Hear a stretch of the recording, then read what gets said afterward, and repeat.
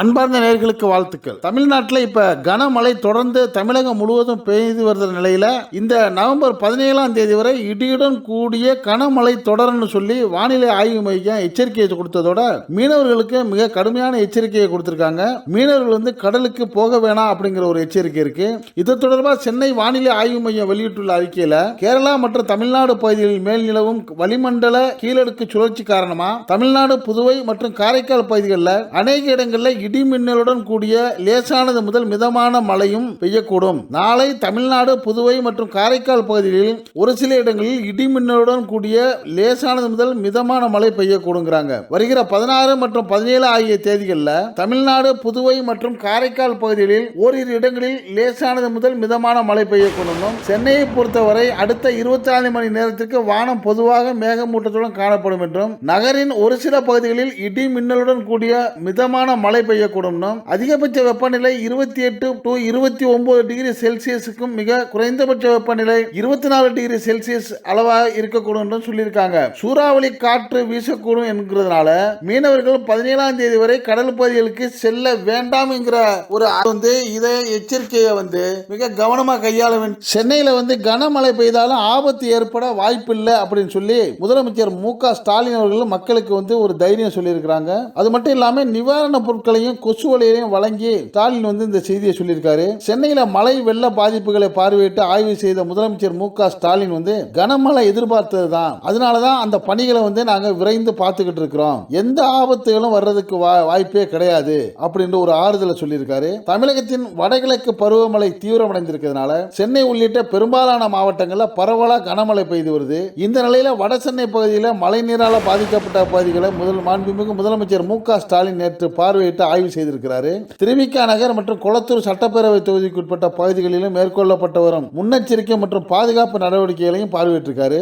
பொதுமக்களுக்கு நிவாரணப் பொருட்களும் நீர்நிலையில் அருகில வசிக்கும் குடும்பங்களுக்கு கொசு வலைகளும் வழங்கியிருக்கிறார். ஓட்டேரி நல்லா கால்வாய் மழைநீர் செல்றத ஸ்டாண்ட் சாலை சந்திப்பு மேம்பாலத்திலிருந்து பார்வையிட்டு ஆய்வு செய்த முதலமைச்சர் மு.க. ஸ்டாலின் மழைநீர் தேங்காமல் தங்கு தடையின்றி செல்வதை உறுதி செய்யுமாறு அந்த அதிகாரிகளுக்கு அறிவுறுத்தியிருக்கிறார். பொதுமக்களுக்கு மருத்துவ உதவிகள் தேவைப்பட்டால் மருத்துவ முகாம்களை அமைக்கவும் அதிகாரிகளுக்கு உத்தரவிட்டிருக்காரு.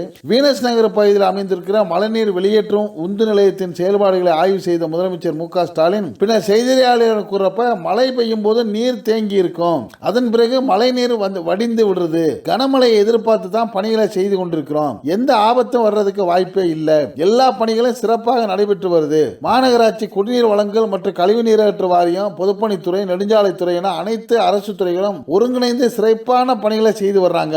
எதிர்கட்சிகள் தான் விமர்சனம் செய்யறாங்க, இந்த அரசை பொதுமக்கள் பாராட்டுறாங்க, அதுவே எங்களுக்கு போதும். இன்று இரவு புறப்பட்டு சென்று நாளை சீர்காழி, மயிலாடுதுறை, கடலூர் போன்ற பகுதிகளுக்கும் பார்வையிட இருக்கிறேன் அப்படின்னு அவர் செய்தியாளர்கிட்ட தெரிவிச்சிருக்கிறார். மாண்புமிகு முதலமைச்சர் கூட அமைச்சர்கள் கே.என். நேரு, பி.கே. சேகர் பாபு, மாநகராட்சி மேயர் ஆர். பிரியா, நாடாளுமன்ற உறுப்பினர் கலாநிதி வீராசாமி, இரா கிரிராஜன், சட்டப்பேரவை உறுப்பினர் தாயகம் கவி, துணை மேயர் முருகேஷ் குமார், மாநகராட்சி ஆணையர் சுகதீப் சிங் பேடி ஆகியோர் உடன் போயிருக்கிறாங்க.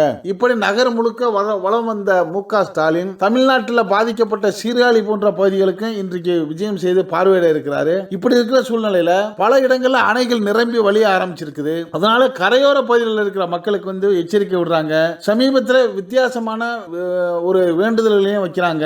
ஒருத்தர் தவில் வித்வான் தவில் அடிச்சுக்கிட்டே அந்த உள்ளாட்சி அமைப்புக்கு வேண்டுகோள் வைக்கிறாரு, ஐயா எங்களுக்கெல்லாம் தண்ணி பூந்து ரொம்ப கஷ்டமா இருக்கு, காப்பாத்துங்கன்னு சொல்லி. சில பகுதிகளில் நிறைய நிலச்சரிவுகள் ஏற்படுது. மலைப்பகுதிகளில் மூணாறு பகுதியில் நிலச்சரிவு ஏற்பட்டு அந்த நிலச்சரிவில் பாதிக்கப்பட்ட ஒரு ஓட்டுநர் உயிரிழந்திருக்கிறாரு. இப்படி கடுமையான பல சூழ்நிலை இருந்தாலும் இயன்றவரை அரசு முயன்று மக்களுக்குள்ள சிரமங்களை தவிர்க்கிறதுக்கான ஏற்பாடுகள் நாடு முழுக்க நடக்குதுங்கிற ஒரு ஆறுதலான செய்தியும் நமக்கு கிடைக்குது. இது பற்றிய உங்களுடைய கருத்துக்களை நீங்க இந்த கமெண்ட் செக்ஷன்ல கமெண்ட்ஸ் பண்ணுங்க. இந்த செய்தி பிடிச்சிருந்தா இதுக்கு ஒரு லைக் கொடுங்க. இதே போன்ற அரிய செய்திகள் உள்ளபடி எந்த விதமான சார்பும் இல்லாம நடுநிலையா உங்களுக்கு சேர இதுவரைக்கும் நம்ம சேனலுக்கு சப்ஸ்கிரைப் பண்ணாதவங்க மறக்காம சப்ஸ்கிரைப் பண்ணுங்க. பக்கத்தில் இருக்க பெல் ஐகானை கிளிக் பண்ணுங்க. அப்பதான் நம்ம போடக்கூடிய ஒவ்வொரு செய்தியும் உங்களுக்கு தொடர்ந்து வரும். என்று மணிந்திருப்போம். நன்றி, வாழ்த்துக்கள்.